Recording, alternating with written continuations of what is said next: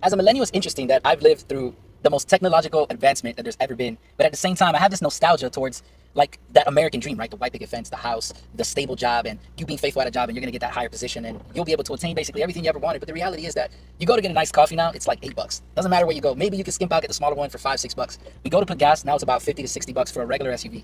We go to get groceries; it's anywhere from $400 to $800 just for a family of two or three. In my case, it's four of us, and we're spending way more than that. So it's like we have this nostalgia of bread being $1, $1.50, us having chips for 45 cents, a piece of gum was 10 cents, a Cuban toast was $1.